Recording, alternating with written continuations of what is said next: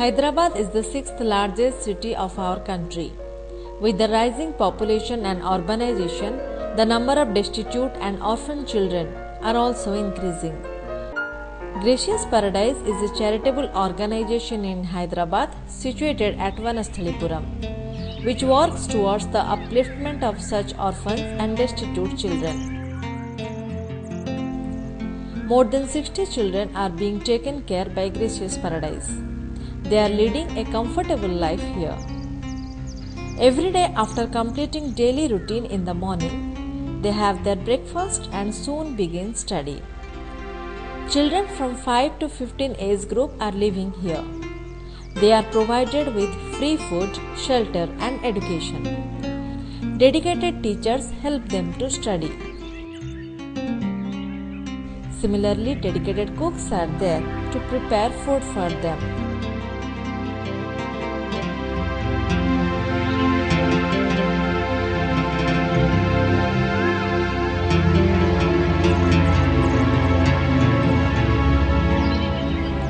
In regular intervals, health camps are organized here.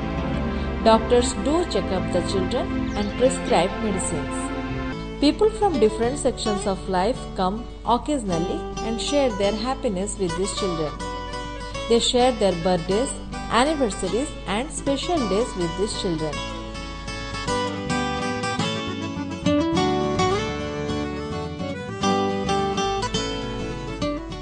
Gracious Paradise doesn't confine its effort to these children. It also plans to help deprived school-going children who are living in slums. It has planned to provide breakfast and lunch to such school-going children.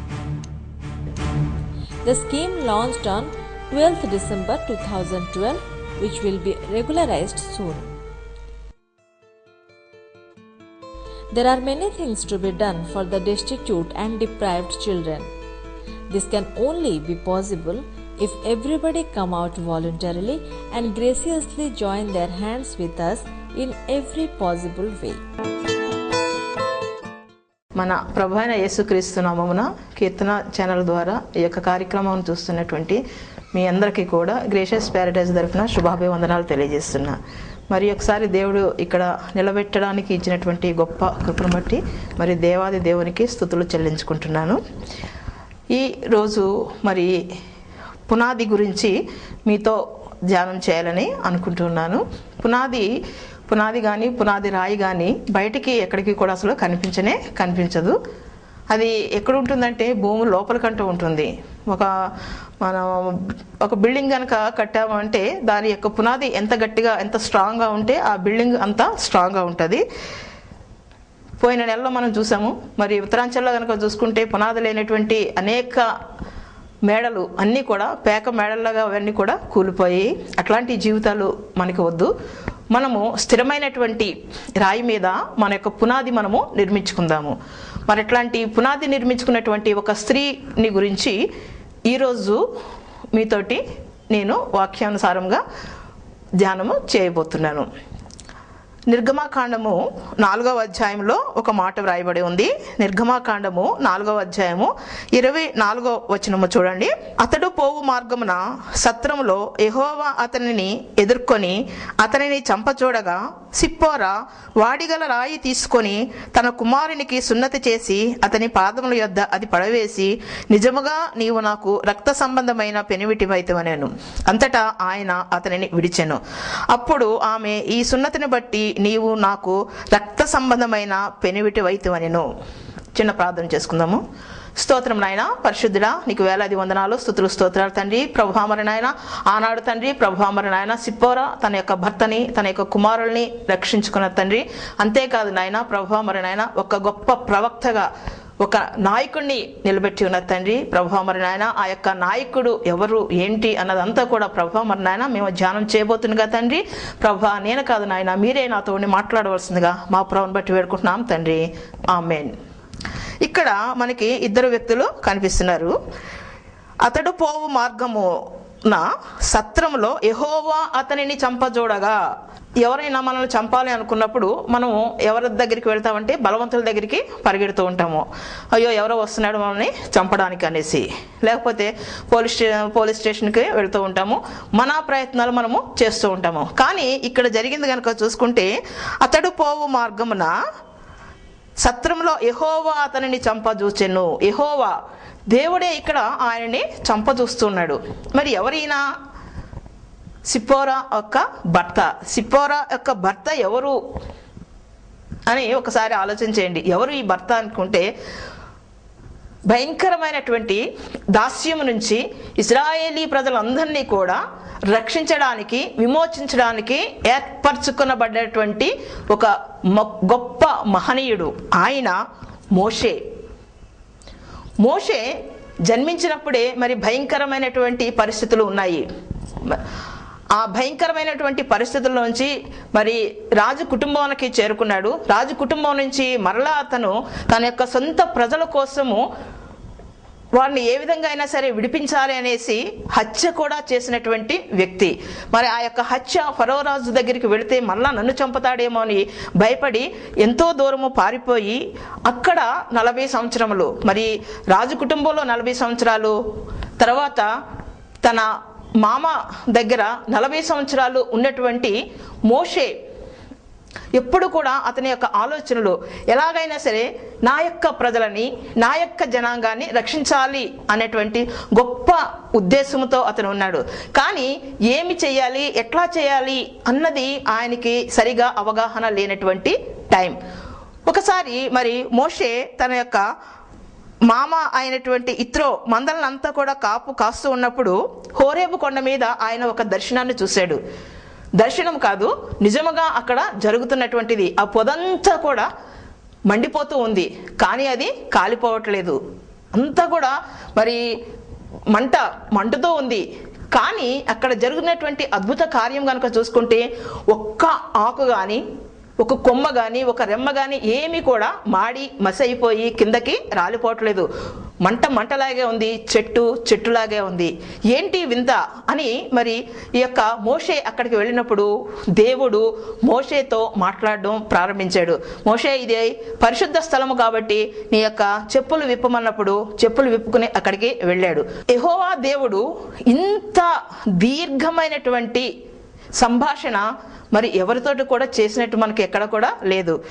ప్రభా, మరి నీవు ఎవరు తండ్రి అని అడిగినప్పుడు, మరి మోషే ప్రభువుని అడిగినప్పుడు దేవుడు చెప్పినటువంటి మాట ఏంటంటే, నేను ఉన్నవాడను, అనువాడను, నేను నీకు ఒక గొప్ప పనిని నీకు అప్పగిస్తూ ఉన్నాను. మరి ఈ యొక్క ఇశ్రాయేలీ ప్రజలు అంతా కూడా భయంకరమైనటువంటి దాస్యంలో ఉన్నారు. వారి కాడి విరగొట్టాలి, వాళ్ళ భుజం మీద నుంచి ఆ యొక్క దాస్యము తొలగించాలి, వాళ్ళ యొక్క సంఖ్యలు విరగొట్టాలి. కాబట్టి నేను నిన్ను ఎంచుకున్నాను.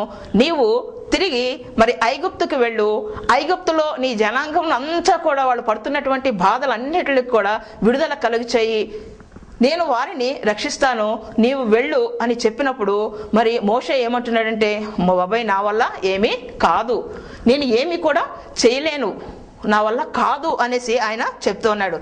లేదయ్యా, నువ్వు చేస్తావు, తప్పకుండా చేస్తావు. ఆ యొక్క ప్రజల దగ్గరికి నీ వెళ్ళు, ఫరో రాజు దగ్గరికి వెళ్ళు, నేను ఏమి చెప్తే నీవు ఆ మాట చెయ్యి, అది అక్కడ సూచక క్రియలు చెయ్యి అని చెప్పినప్పుడు కూడా ఆయన నమ్మట్లేదు. లేదు, నీ చేతిలో ఏముంది అని అడిగినప్పుడు, మరి ప్రభు అడిగినప్పుడు నా చేతిలో ఒక కర్ర మాత్రమే ఉందంటే అది కింద పడవేయమనగానే అది కింద మోషే పడవేసినప్పుడు అది పామైపోయింది. తిరిగి మరలా దాన్ని పైకి తీసినప్పుడు అది కర్రగా అయిపోయింది. మరలా ఇంకొకసారి నీ చెయ్యి ఇక్కడ పెట్టుకో అంటే చెయ్యి హృదయం దగ్గర పెట్టినప్పుడు అది కుష్ఠరోగము గలదైపోయింది. మళ్ళా చెయ్యి దగ్గర పెట్టుకున్నప్పుడు అది మంచిగా అయిపోయింది. నీ దగ్గర ఉన్న నీరు కింద పోయినప్పుడు, అది కింద పోసినప్పుడు అది రక్తంగా మారింది. ఇవన్నీ కూడా చూసినటువంటి మోషే, వెళ్ళు, మరి ప్రభు చెప్పినటువంటి మోషే నీవు వెళ్ళి ఆ యొక్క జనాంగాన్ని దగ్గరికి వెళ్ళి వారిని విడిపించు. నీ దేవుడు, నీ పితరుల దేవుడు, అబ్రహాము దేవుడు, ఇస్సాకు దేవుడు, యాకోబు దేవుడు మిమ్మల్ని విడిపించడానికి, అబ్రహాముకి చేసినటువంటి వాగ్దానాన్ని బట్టి మిమ్మల్ని అందరినీ కూడా విడిపించడానికి సిద్ధంగా ఉన్నటువంటి నీ దేవుని దగ్గర నుంచి పిలుపు వచ్చింది, నీవు వెళ్ళు అని చెప్తూ ఉంటే ఆయన మోషే ఇంకా అంటూన్నాడు, నా వల్ల కాదు, నేనేమి కూడా చేయలేను అనేసి అక్కడ చెప్తూ ఉన్నాడు. కాదయ్యా నువ్వు వెళ్ళు అని ఎంత చెప్పినా కూడా మరి వెళ్ళకోకుండా, నేను నత్తివాడని, నేను ఏమీ కూడా మాట్లాడలేను, నాకు మాట్లాడడమే రాదు అని చెప్పినప్పుడు దేవుని యొక్క కోపము రగులుకుంటూ ఉంది. నిజమే, దేవుడు మనకి కూడా ఎన్నో చెప్తూ ఉంటాడు. మీరు లేచి వెళ్ళండి అంటే మనము, దేవుడు ఈ వైపుకి వెళ్ళండి అంటే మనము ఈ వైపు పరిగెడుతూ ఉంటాము. ఏమన్నా కూడా అంతే కదా, మీరు ఈ పట్టణానికి వెళ్ళవయ్యా బాబు అంటే ఆయన ఇష్టానుసారమైనటువంటి పట్టణానికి ఆయన పరిగెత్తుకుంటూ వెళ్ళిపోయాడు. మనం కూడా మన జీవితాల్లో అట్లాగే దేవుడు ఏదైతే చేయొద్దని చెప్తా ఉంటాడో ఆ పని చేయడానికి మాత్రమే మనము ముందుకి వెళుతూ ఉంటాము, దానికోసమే పరుగులు పెడుతూ ఉంటాము. మరి ఇక్కడ కూడా మోషే తోటి దేవుడు చెప్తున్నాడు, నీవు వెళ్ళవయ్యా, నీవు వెళ్ళు, నువ్వు చూసినటువంటి ఈ గొప్ప కార్యాలు, ఈ మహత్ కార్యాలు చూసావు కదా, నమ్ము, విశ్వసించు, ఇప్పుడైనా కూడా వెళ్ళి మరి ఆ యొక్క నీ జనాంగాన్ని, నీ బంధువుల్ని, నీ వారిని అందరినీ కూడా విడుదల తీసుకుని పాలు తేనెలు ప్రవహించు కానాను దేశానికి నీవు తీసుకుని రా అంటే నా వల్ల కాదు అనేసి ఆయన చెప్తూ ఉన్నాడు. మరి దేవుని యొక్క కోపము చాలా వచ్చింది. మరి నిర్గమాకాండం 4లోనే ఒక మాట ఉంది, ఆయన మోషే మీద కోపపడి దేవునికి కూడా కోపం వచ్చింది. పూర్వకాలంలో దేవునికి చాలా తొందరగా కోపము వచ్చేస్తూ ఉండేది, అన్నీ కూడా మనకి తెలుసు. మరి ఈ కోపపడి, నీ అన్నను నేను లేపుతున్నాను, నీ అన్న అయినటువంటి అహరోను ఉన్నాడు కదా, ఆయన నీకు తోడే ఉంటాడు, నీవు ఏం మాట్లాడాలో ఆ మాటలన్నీ కూడా నీ అన్న మాట్లాడతాడు, నేను చేసిన ప్రతి విషయము కూడా మీ అన్నతో చెప్పు, మీ అన్న మాట్లాడతాడు అనేసి చెప్పడం జరిగింది. మరి ఇంత దీర్ఘమైనటువంటి సంభాషణ మరి యెహోవా దేవుడు మోషేతో తప్ప ఎవరితోటి కూడా మాట్లాడలేదు. ఇన్ని సూచక క్రియలు, ఇన్ని అద్భుతాలు, ఇన్ని ఆశ్చర్య కార్యాలు చూసినటువంటి మోషేకి ఇంకా డౌటే, ఇంకా అనుమానమే. నేనెవరితో మాట్లాడాను, ఈయన నిజంగా దేవుడేనా, దేవుడు ఈయన ఉన్నవాడిని అంటున్నాడు, అనువాణని అంటున్నాడు, మరి ఎప్పుడు కూడా ఉండేటువంటి వాడిని అంటున్నాడు, యుగ యుగాలు కూడా ఉండేటువంటి వాడిని అంటున్నాడు, నిజంగా మరి నేను కర్ర పడేస్తే అది పామైపోయింది, చెయ్యేమో ఇక్కడ పెట్టుకుంటే కుష్ఠరోగం గల్ల అయిపోయింది, మరి ఇలాంటి అద్భుతాలన్నీ కూడా నేను చూశాను, ఇది కళ నిజమా అనేసి ఇంకా డైలమాలోనే ఉన్నాడు.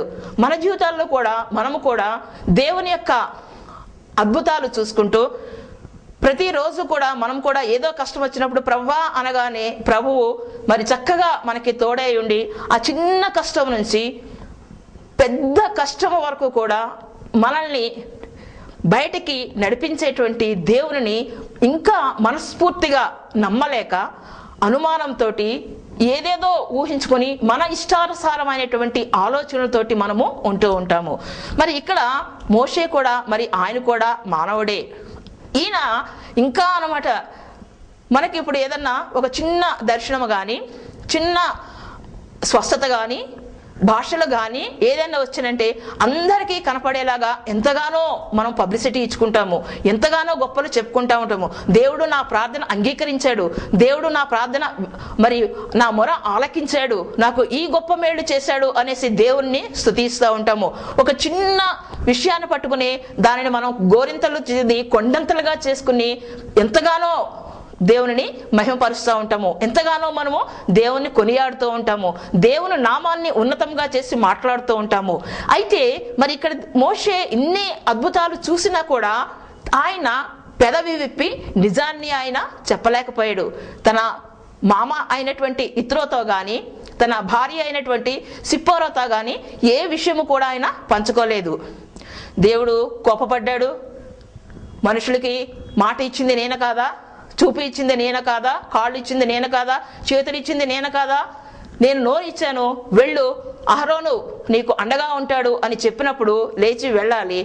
మరి వెళ్ళడానికి ఈయన తన యొక్క మామతోటి ఏమని చెప్తూ ఉన్నాడంటే 18వ వచనంలో కనుక చూసుకుంటే, అటు తర్వాత మోషే బయలుదేరి తన మామ అయిన ఇత్రో దగ్గరికి వెళ్ళి, సెలవైన ఎడల నేను ఐగుప్తులోనున్న నా బంధువుల యొద్దకు మరలపోయి వారింకా సజీవులై ఉన్నారేమో చూచెదనని అతనితో చెప్పగా, ఇత్రో క్షేమముగా వెళ్ళమని మోషేతో అనెను. ఏమని చెప్తున్నాడు? దేవుడు చెప్పినటువంటి పని ఏమిటి, ఈయన చెప్పినటువంటి మాట ఏంటి? దేవుడు నీ యొక్క ప్రజలని, ఇశ్రాయేలుని విడుదల చేయడానికి నిన్ను పంపిస్తున్నాను, నీవు లేచి వెళ్ళు అని చెప్తే, మరి ఇక్కడ మోషే ఏమని చెప్తున్నాడు? నా యొక్క బంధువులు వారు ఇంకా బతుకున్నారో చచ్చిపోయారు, ఇంకా సజీవులుగా ఉన్నారో మరి చనిపోయారు, నేను వెళ్ళి వారిని చూసొస్తాను అని మాత్రమే చెప్పాడు. కానీ నాకు ఈ యొక్క హోరేబు పర్వతం మీద దేవుని యొక్క దర్శనం కలిగింది. దేవుడు నాకు ఒక గొప్ప బాధ్యతని ఇచ్చాడు. ఆ బాధ్యతని నెరవేర్చడానికి నేను వెళుతున్నాను. నాకు తోడుగా నా అన్న అహరోను, ఆయన్ను కూడా దేవుడు పంపిస్తానని చెప్పాడు అన్నటువంటి మాటని ఆయన చెప్పలేకపోయాడు. తన మామతోటి ఆ యొక్క మాటని చెప్పలేకపోయాడు. అయితే మామ ఏమనుకుంటున్నాడు? మరి తల్లి, తండ్రి, మరి అక్క చెల్లెళ్ళు, బంధువులు, తన యొక్క సొంత జనాంగము, రక్త సంబంధులు, వీళ్ళందరినీ చూసుకోవడానికి వెళ్తున్నాడు అని అనుకుని, సరే వెళ్ళి చూసుకునిరా అని ఎప్పుడైతే చెప్పాడో, మరి తన యొక్క భార్య అయినటువంటి సిప్పోరాను తీసుకున్నాడు, తన యొక్క 2 కుమారుల్ని కూడా తీసుకుని మరి ఆయన బయలుదేరి వెళ్ళాడు. బయలుదేరి వెళ్ళి మార్గంలో మరి వెళ్తూనే ఉన్నాడు. అయితే దేవుడు మాత్రము ఆయనతోటి ప్రతిరోజు కూడా మాట్లాడుతూనే ఉన్నాడు. మోషేతోటి దేవుడు ఎప్పుడు కూడా మాట్లాడుతూనే ఉన్నాడు. మోషేతోటి దేవుడు ఏం చెప్తున్నాడంటే, నువ్వేమో అబద్ధం చెప్పవలసినటువంటి అవసరము లేదు, నీ బంధువులంతా కూడా సజీవులుగానే ఉన్నారు. ఫరో, అప్పుడు ఉన్నటువంటి ఫరో మాత్రము చనిపోయాడు. ఆ తర్వాత అతని కుమారుడైనటువంటి ఫరో మాత్రమే రాజ్యాన్ని పరిపాలన చేస్తున్నాడు. నీవు దేనికి కూడా భయపడవలసినటువంటి అవసరము లేదు, నీవు క్షేమంగా వెళ్ళు.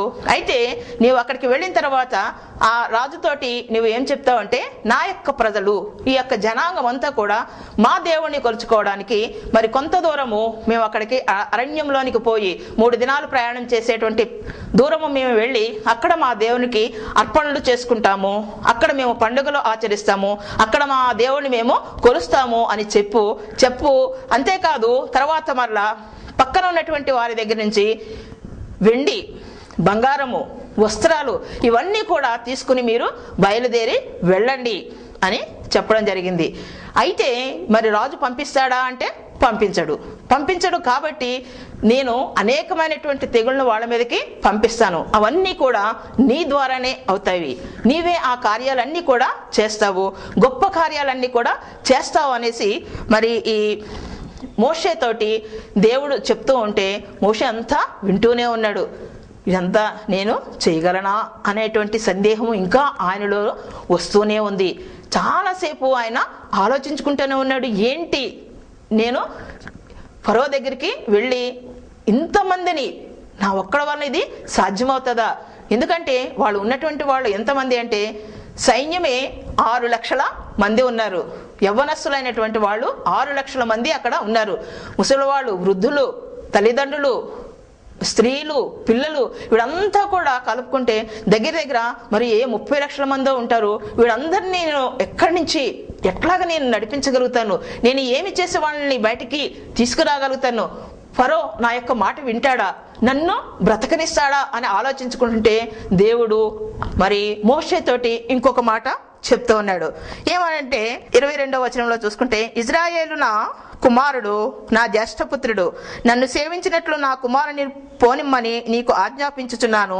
పంపనొల్లని ఎడల ఇదిగో నేను నీ కుమారుని, నీ జ్యేష్ఠపుత్రుని చంపేదనని యెహోవా సెలవిచ్చుచున్నాడని అతనితో చెప్పమనెను. ఇజ్రాయేలులందరూ కూడా నా యొక్క జ్యేష్ఠ పుత్రుడు, మరి వాళ్ళని విడిపించమని చెప్తున్నాడు. ఒకవేళ వాళ్ళని పంపించకపోతే ఈ తెగుళ్ళు లేకపోతే ఈ భయంకరమైనటువంటి పరిస్థితులు అన్నీ కూడా అయిపోయిన తర్వాత ఆఖరిగా నేను ఒకటి చేస్తాను. అది ఏంటంటే మరి ఫరో దగ్గర నుంచి అతని యొక్క జ్యేష్ఠ కుమారుని కూడా నేను చంపివేస్తాను, నీ కుమారుని కూడా చంపివేస్తాను అనేసి దేవుడు చెప్తున్నాడు. నీ వెళ్ళు ఫరోతో మాట్లాడు అంటే మరి ఈ మోషేకి పెద్ద భయము వచ్చింది. మోషేకి చాలా భయము. నేను రాజు దగ్గరికి వెళ్ళి ఫరో దగ్గరికి వెళ్ళి ఏమని చెప్పాలి? నీ జ్యేష్ఠ కుమారుని నేను చంపివేస్తానని చెప్తే ఆ ఫరో ముందు నన్ను చంపేస్తాడేమో, ఫరో మొట్టమొదటిగా నన్ను చంపివేస్తాడేమో. ఒక రాజు దగ్గరికి వెళ్ళి నీ కుమారుడు చనిపోతాడు, దేవుడు చంపేస్తాడు అని చెప్తూ ఉంటే అతను రియాక్ట్ అయ్యి మొట్టమొదటిగా నన్ను బంధించి జైల్లో పడేస్తాడేమో, నన్ను చంపేస్తాడేమో, నా భార్యను చంపేస్తాడేమో, నా పిల్లల్ని చంపేస్తాడేమో, నేను ఏం చేయాలి? ఇటు చూస్తే నేను దేవుడు అంటున్నాడు, అబ్రహాము దేవుడు అంటున్నాడు, ఇస్సాకు దేవుడు, మరి ఇన్ని పేర్లు ఈయన చెప్తున్నా ఉన్నాడు. నేను ఉన్నవాడిని అంటున్నాడు, సజీవుడిని అంటున్నాడు, మాట్లాడేటువంటి దేవుడు, రోజు మాట్లాడుతూనే ఉన్నాడు నాతోటి. నేను వెళ్ళి ఫరో దగ్గరికి వెళ్తే ఫరో నన్ను చంపేస్తాడేమో, ఇప్పుడు నేను ఏమి చేయాలి? ముందు చూస్తే నుయ్య, వెనక చూస్తే గొయ్య అన్నట్టు ఉంది నా పరిస్థితి. అటు వెళ్ళకపోతే ఈయన దేవుడు అంటున్నాడు, అటు వెళితే ఫరో నన్ను మొట్టమొదటిగా చంపివేస్తాడేమో, ఏమి చెయ్యాలి అనేసి ఆలోచనలో ఆయన అప్పుడు నోరు విప్పి తన యొక్క భార్యతోటి అన్ని విషయాలు కూడా చెప్తూ వచ్చాడనమాట. నేను ఇట్లా ఈ హోరేబు పర్వతం మీదకి వెళ్ళినప్పుడు దేవుడు నాకు అక్కడ కనిపించాడు, దేవుడు మాట్లాడాడు. మరి నా యొక్క బంధువులు అంతా కూడా, నా రక్త సంబంధకులంతా కూడా, నా స్వజాంగం అంతా కూడా మరి భయంకరమైనటువంటి దాసత్వంలో వాళ్ళు మునిగిపోయి ఉన్నారు. వాళ్ళని విడుదల చేయడానికి దేవుడు నన్ను నియమించుకున్నాడంట అని అప్పుడు ఆయన తన భార్య అయినటువంటి సిప్పోరాతోటి అన్ని విషయాలు కూడా చెప్తూ వచ్చాడు. వారు గాడిద మీద ప్రయాణమే వచ్చిన తర్వాత ఒకరోజు రాత్రి వారు సత్రంలో అక్కడ విశ్రాంతి తీసుకున్నారు. ఆ రాత్రి వాళ్ళు అక్కడ ఉండిపోయారు. ఆ రాత్రి జరిగినటువంటి విషయం కనుక చూసుకుంటే బహుశా మోషే అనుకుంటాడు, సరే ఈయన వెళ్ళమంటున్నాడు, దేవుడు చెప్పాడు కాబట్టి నేను వెళతాను, వెళ్ళిన తర్వాత నా యొక్క జనాంగం అంతా కూడా ఎట్లా ఉన్నారో నేను చూసుకుంటాను, ఫరో దగ్గరికి కూడా వెళ్తాను, అడుగుతాను, పంపించమని అడుగుతాను, ఆయన పంపిస్తే పంపించడు, లేదా నేను తిరిగి నా భార్య పిల్లలతోటి తిరిగి నా గృహానికి, నా మామ దగ్గరికి నేను తిరిగి వెళ్ళిపోదాము అనేసి హృదయములో ఆయన ఆలోచన చేసుకొని ఉన్నాడు. హృదయంలో ఎప్పుడైతే అతను ఆలోచన చేసుకున్నాడో, హృదయాలోచన ఎరిగినటువంటి దేవుడు. మరి అక్కడ గనక చూసుకుంటే ఆ తెల్లవారి మోషే తిరిగి ప్రయాణమై వెళ్ళడానికి బయలుదేరినప్పుడు ఒక గొప్ప కార్యం అక్కడ జరుగుతోంది. యెహోవా అతనిని చంప చూడగా ఆ యొక్క సత్రములో, అతడు పోవు మార్గంన సత్రములో యెహోవా అతనిని చంప చూడగా, దేవుడే అతనిని చంపడానికి మరి కత్తి దూసినప్పుడు ఒక్కసారి మనం ఆలోచించుకుంటే మోషే కింద పడిపోయి ఉన్నాడు. మరి యెహోవా దేవుడు అతని మెడ మీద కత్తి పెట్టి ఉంచాడు. పక్కన అక్కడ భార్య సిప్పోరా ఉంది, 2 కుమారులు అక్కడ ఉన్నారు. ఆ యొక్క పరిస్థితి అంతా కూడా చూసుకుంటే ఎంతో అక్కడ మరి చనిపోవలసినటువంటి పరిస్థితి. మోషేని చంపడానికి ఎవరు వచ్చారు అంటే దేవుడే దిగి వచ్చాడు. యెహోవా దేవుడే అతనిని చంపడానికి ఎప్పుడైతే ప్రయత్నం చేస్తున్నాడో ఆ యొక్క పరిస్థితిని అంతటా కూడా అర్థం చేసుకున్నటువంటి భార్య అయినటువంటి సిప్పోరా వెంటనే ఆమె తన యొక్క నిర్ణయాన్ని తీసుకుంది. ఒక గొప్ప నిర్ణయాన్ని ఆమె తీసుకుంది. ఆ నిర్ణయమే మరి మోషేని ఒక గొప్ప నాయకుడి కింద నిలబెట్టింది. ఆమె తీసుకున్నటువంటి నిర్ణయము ఏమిటంటే, మరి సిప్పోరా ఒక రాయి తీసుకుని తన కుమారునికి సున్నతి చేసింది. అంతేకాదు ఏమని చెప్తున్నట, నీవు నాకు రక్త సంబంధమైనటువంటి పెనిమిటివి, నీవు నాకు రక్త సంబంధమైనటువంటి పెనిమిటివని దేవునితోటి నిబంధన చేసుకుంది. నిజమే, మనము కూడా భయంకరమైనటువంటి పరిస్థితుల్లో ఉన్నప్పుడు దేవునితోటి ఒక నిబంధన చేసుకోవాలి. ఆ నిబంధన ఎట్లాంటిదంటే మనము చేయగలిగేటువంటిది మనము చేయాలి. ఈ సిప్పోరా మరి దేవునితోటి చెప్తుంది, నీవే నా యొక్క నిజమైనటువంటి పెనిమిటివి, నీవే నా యొక్క రక్త సంబంధవి అనేసి అక్కడ చెప్పడం జరుగుతోంది. నిజమే, మనం కూడా అట్లాంటి నిర్ణయాలు తీసుకోవాలి. మనం ఎక్కడ చూసినా కూడా మోషే గురించి మనం చదువుతూ ఉంటే మోషే ఒక గొప్ప నాయకుడు. కనీసము కరెంటుగా లేదు, మైకులు లేవు, ఎలక్ట్రానిక్ మీడియా లేదు, ఏమీ లేదు, కనీసం ఒక బూరలు లేవు. అట్లాంటి స్థితిలో 30 లక్షల మందిని నడిపించినటువంటి మహానాయకుడిని మనము చూస్తూ ఉంటాము. ఆయన చేసినటువంటి అద్భుత కార్యాలు, ఎర్ర సముద్రం గురించి మనం మాట్లాడుకుంటూ ఉంటాము, మన్నాను గురించి మనం మాట్లాడుకుంటూ ఉంటాము, మరి మంచి నీటి గురించి మనం మాట్లాడుకుంటూ ఉంటాము, పూరేళ్ళ గురించి మనం మాట్లాడుతూ ఉంటాము. ఇన్ని గొప్ప కార్యాలు అన్నీ కూడా మోషే ద్వారా జరిగించారు ప్రభు అయినటువంటి యెహోవా దేవుడు. కానీ ఆ యొక్క మోషేని నిలబెట్టింది మాత్రము దేవుని చేతిలో హతము కాకుండా, చనిపోకుండా నిలబెట్టింది ఎవరు అంటే మోషే యొక్క భార్య అయినటువంటి సిప్పోరా. మరి సిప్పోరా గురించి మనం ఎక్కడైనా చదువుతామంటే ఎక్కడ కూడా మనము చదువుకోము. ఇక్కడ మాత్రమే ఆ కొద్దిగా మాత్రమే అక్కడ వ్రాయబడి ఉంది.